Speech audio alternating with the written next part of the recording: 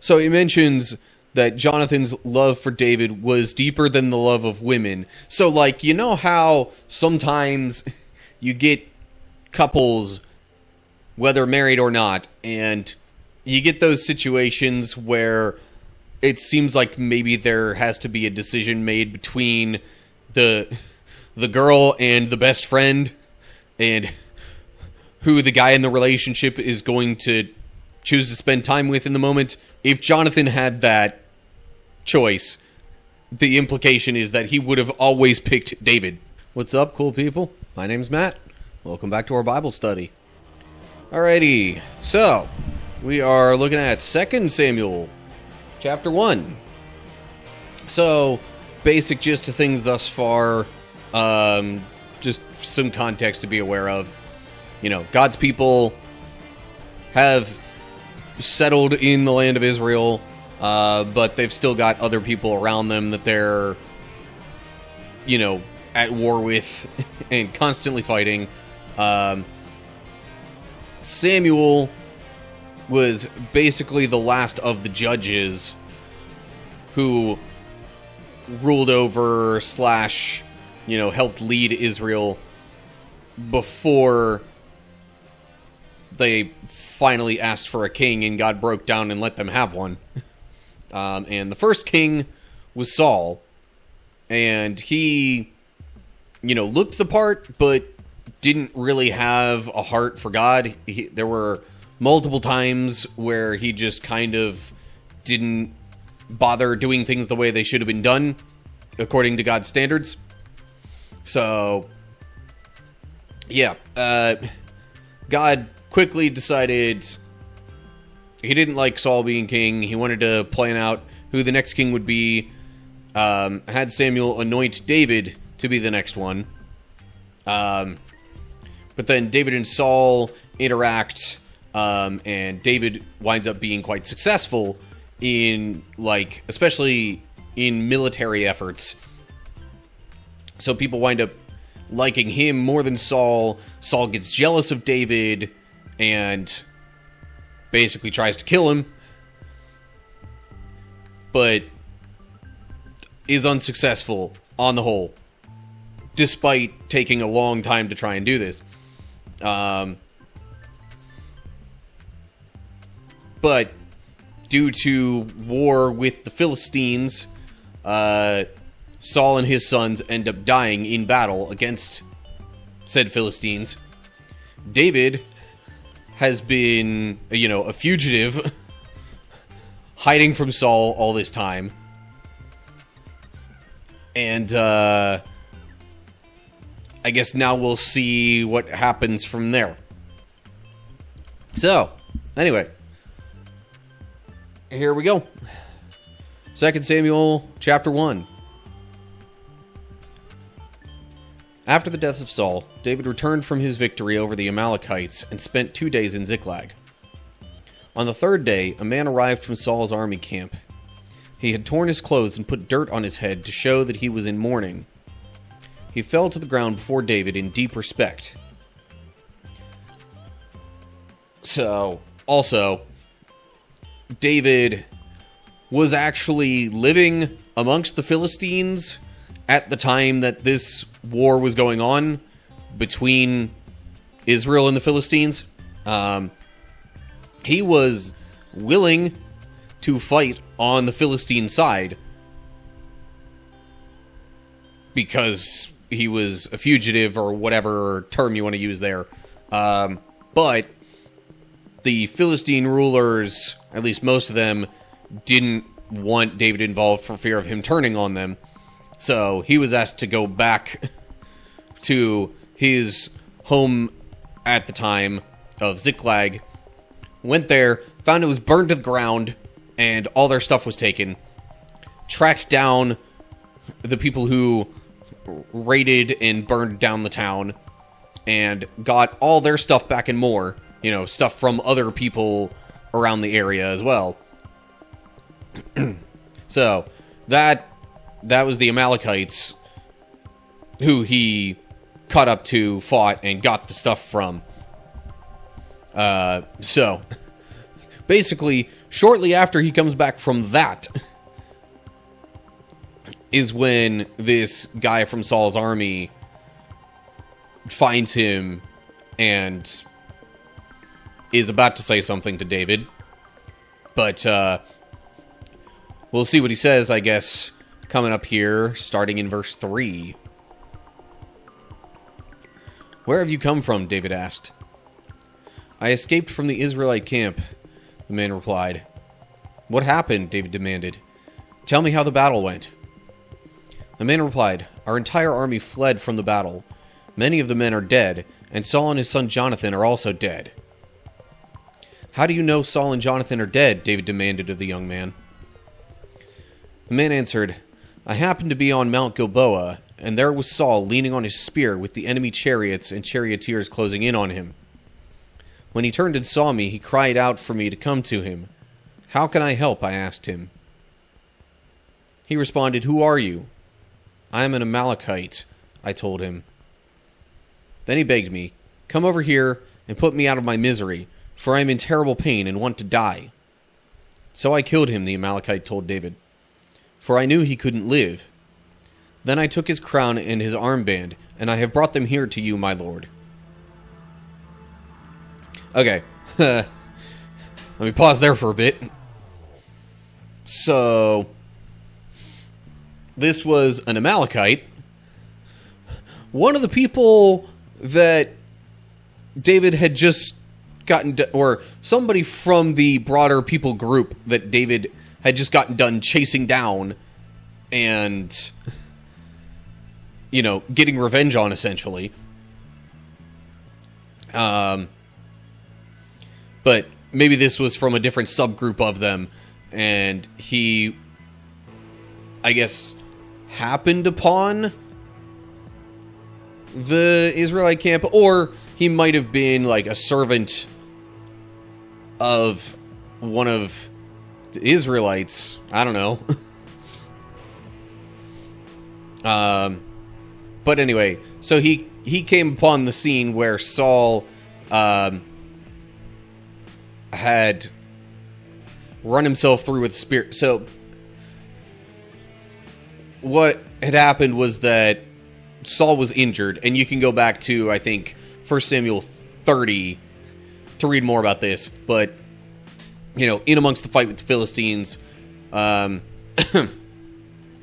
he got injured significantly, noticed the Philistines were, you know, about to come after him, and asked his armor bearer to kill him so that the Philistines wouldn't, like, do something more disgraceful to him. His armor bearer was too afraid to do it, so Saul decided he would set up his spear and fall on it himself, just so the Philistines wouldn't get to him before he died. So, anyway, as Saul is there, like, impaled on his own spear, this Amalekite comes by, and Saul essentially asks him to finish the job. Put him out of his misery. Literally. Come over here and put me out of my misery.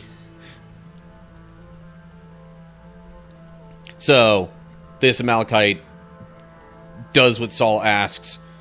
Doesn't say how exactly, but then took his crown and armband and has brought it to David as evidence of Saul's death. Okay. Then we get to verse 11. David and his men tore their clothes in sorrow when they heard the news. They mourned and wept and fasted all day for Saul and his son Jonathan, and for the Lord's army and the nation of Israel, because they had died by the sword that day. Then David said to the young man who had brought the news, "Where are you from?" And he replied, "I am a foreigner, an Amalekite, who lives in your land." "Why were you not afraid to kill the Lord's anointed one?" David asked. Then David said to one of his men, "Kill him." So the man thrust his sword into the Amalekite and killed him.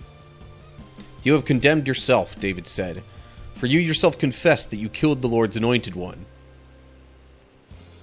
See, now, as much as Saul wanted David dead, David did not reciprocate that. David insisted that no, Saul was anointed by the Lord. Far be it from me to kill him. And I guess, I don't know, it's like, it could be that David doubts some of the details a little bit. Might have, maybe he doesn't trust that this Amalekite was actually trying to give Saul a less painful death, or just, relieve him from his pain by killing him. But also, it was the Amalekites, as I said before, that David was just done tracking down and getting revenge on for burning down Ziklag. So there were a couple of different reasons David might have wanted to kill this guy. The reason he states is essentially because this guy killed Saul.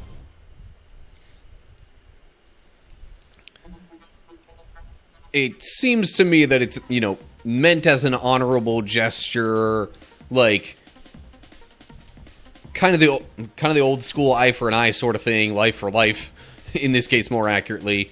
But yeah. It doesn't really get into detail whether this was, quote unquote, the right thing to do.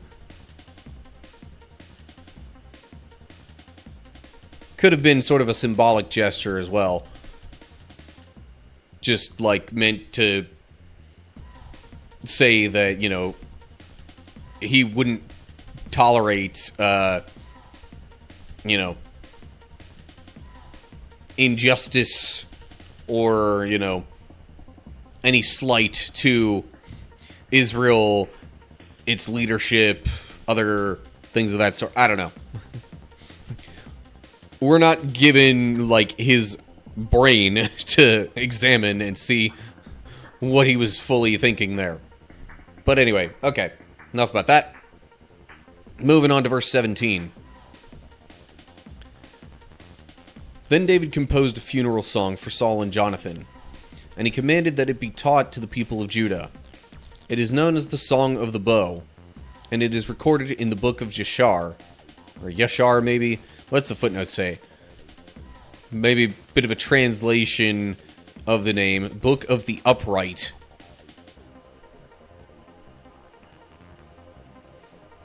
So, the following, really the rest of the chapter at least, is supposed to be this song. So, verse 19. Your pride and joy, O Israel, lies dead on the hills. Oh, how the mighty heroes have fallen. Don't announce the news in Gath. Don't proclaim it in the streets of Ashkelon. Or the daughters of the Philistines will rejoice, and the pagans will laugh in triumph. O mountains of Gilboa, let there be no dew or rain upon you, nor fruitful fields producing offerings of grain. For there the shield of the mighty heroes was defiled. The shield of Saul will no longer be anointed with oil. The bow of Jonathan was powerful, and the sword of Saul did its mighty work. They shed the blood of their enemies, and pierced the bodies of mighty heroes.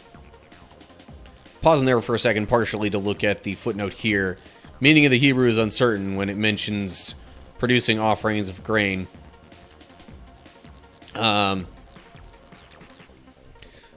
So, bit of, mourning there, at least to start things off, as well as saying, like, this whole don't announce the news in Gath and all that was, like, I would think to some extent, at least a number of the Philistines already knew about the deaths of Saul and Jonathan, and actually Saul's other sons as well. I think it even mentioned their bodies being, like, put on display in one of the Philistine towns or something. But then some other, Israelite warriors went kind of, like, infiltrated that town or whatever, got the bodies down, and gave them a more respectful, I think it was actually sort of a cremation type thing. But anyway, and David then also, like, kind of wishing curses upon the place of their death, which was Mount Gilboa.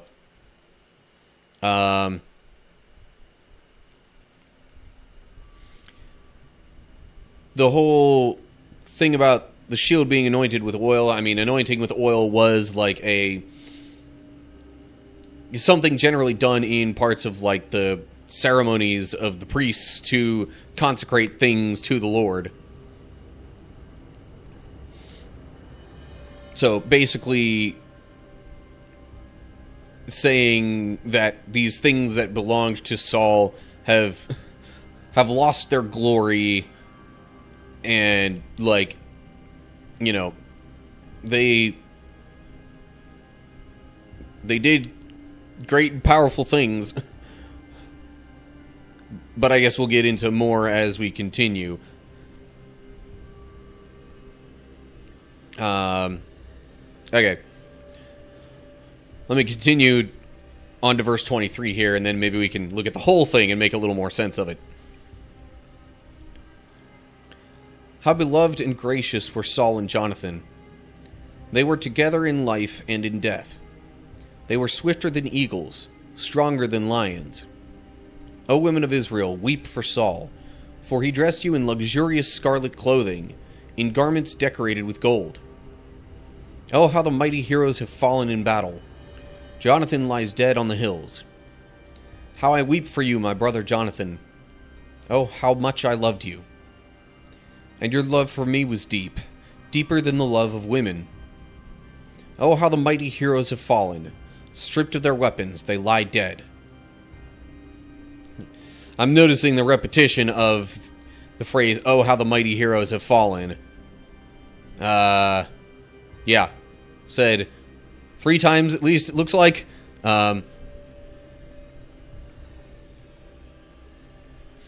So, even though Saul and Jonathan ultimately died in battle against the Philistines, there was a lot militarily that Saul and Jonathan accomplished for Israel. And so there was a lot to still, like, recognize them for. And that's pretty much what David is summarizing and paying tribute to within this song. Or at least, like, this part of it. And then he gets into Jonathan specifically and their bond that they had. And they had even specifically made, like, vows to each other that they would, continually help each other, look after each other, keep each other's families in mind and or safe whenever necessary. And so, yeah. There was a significant personal connection there for David, especially since he, and Jonathan were, like, they were basically best friends. Like, absolute best friends. I know sometimes... So he mentions that Jonathan's love for David was deeper than the love of women. So, like, how sometimes you get couples, whether married or not, and you get those situations where it seems like maybe there has to be a decision made between the girl and the best friend, and who the guy in the relationship is going to choose to spend time with in the moment. This is one of those things where if Jonathan had that choice, the implication is that he would have always picked David. Like, that was how close their bond was. They were tighter than any, marriage or anything like that. Closer relationally than that. But anyway, I would hope that's the end of David's song for Saul and Jonathan.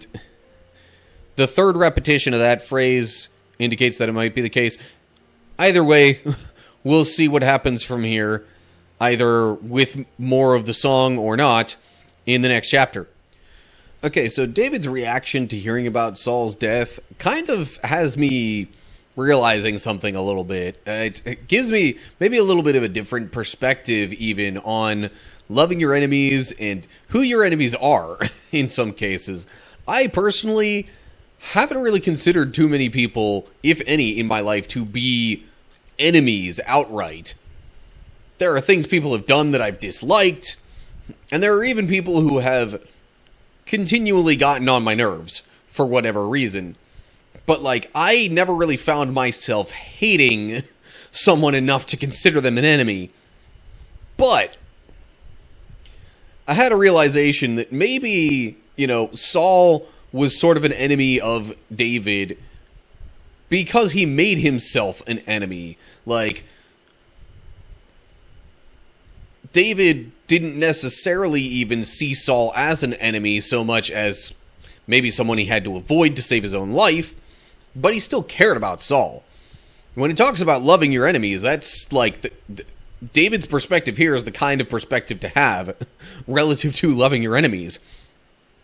And the kind of reaction that we should have upon the death of someone like that, because we're commanded to love our enemies.